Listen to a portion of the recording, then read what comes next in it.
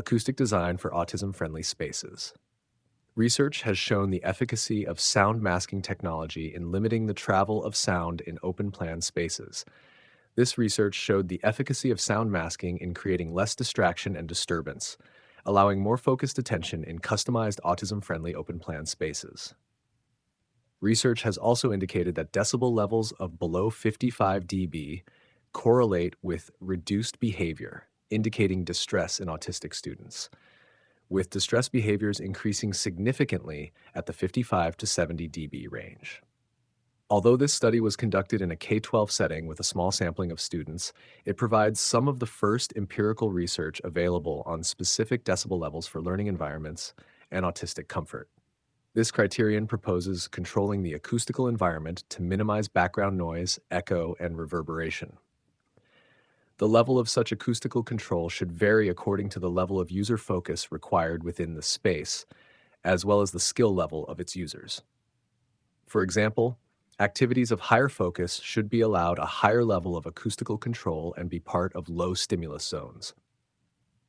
Provisions should also be made for different levels of acoustical control, so students can graduate from one level to the next, slowly moving towards a typical environment to avoid the greenhouse effect. On the master planning level, this involves situating low stimulus zones, particularly learning environments, away from external noise sources such as high traffic roads, playgrounds, sports facilities, etc.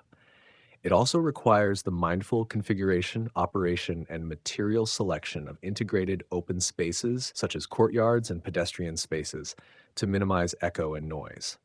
Specific design strategies related to material selection, building systems, zoning, and operation related to acoustics will be discussed throughout the guide.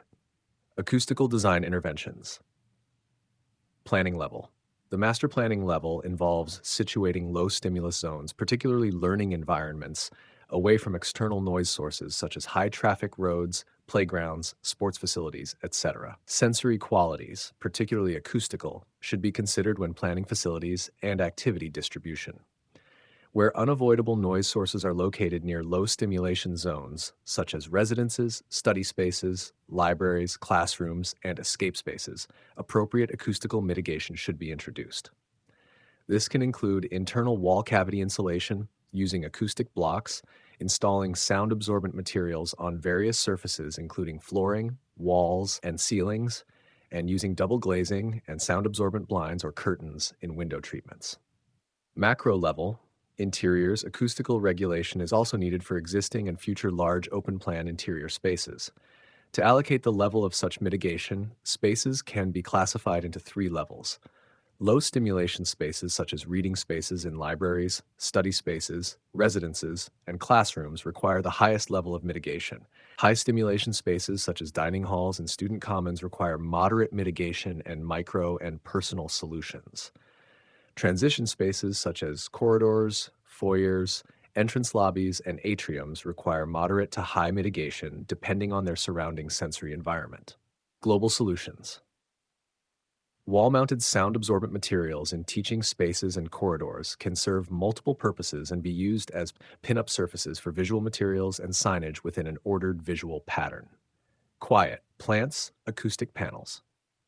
Sound-absorbent acoustic flooring systems are designed to reduce noise pollution in buildings by absorbing sound waves that would otherwise bounce off hard surfaces, such as concrete or wood floors. These systems typically use materials such as carpet tiles or sound-absorbent vinyl to help absorb sound waves. Carpet tiles are a popular choice for sound-absorbent flooring systems because they are made from materials that are naturally sound-absorbent. Carpet fibers, for example, are great at trapping and absorbing sound waves, which can help to reduce noise levels in a room. Sound-absorbent vinyl flooring is another option for acoustic flooring systems. This type of flooring is made from materials that are designed to absorb sound, such as cork, rubber, or foam. Some vinyl flooring products also include a layer of sound-absorbing underlayment, which can further enhance the sound-absorbing properties of the flooring. Baffling systems are another option for sound control in buildings. These systems typically use a series of panels or baffles to help redirect sound waves and reduce noise levels in a room. Ceiling-mounted sound-absorbing panels can also be used to help reduce noise levels in a space, particularly in rooms with high ceilings where sound can easily bounce around and create echoes. Interiors, micro-level. In addition to macro-level global solutions, microenvironments can be created within larger spaces as an oasis of calm and quiet for the use of autistic students and others needing sensory refuge. These solutions can include ceiling or floor-mounted installations to create small domains of acoustical control. Again, color and visual stimulation limitations should be carefully considered. Freestanding seating meeting studying pods. These can range from fully enclosed pods through a gradient of solutions to light individual semi-open configurations. Freestanding and flexible acoustical paneling. Freestanding and flexible acoustical paneling can be used to configure adaptable spaces for different group sizes from the individual to the group and for different activities from study to socializing. Geometries and spatial configurations. Certain geometries will increase reverberation and echoes, particularly when multiple hard surfaces are parallel to one another at short proportional distances. For retrofits, spaces can be partitioned and reconfigured to break up the space. Paneling can be introduced to alter the reverberation surfaces and reduce echo. For new builds, careful attention should be given to spatial configurations to avoid these acoustical challenges, and ceiling heights, spatial proportions, and parallel surfaces should be carefully assessed, particularly with regard to the functions and sensory level of the space. The objective of such spaces is to provide respite for all users, particularly autistic and neurodiverse users, from the overstimulation found in their environment.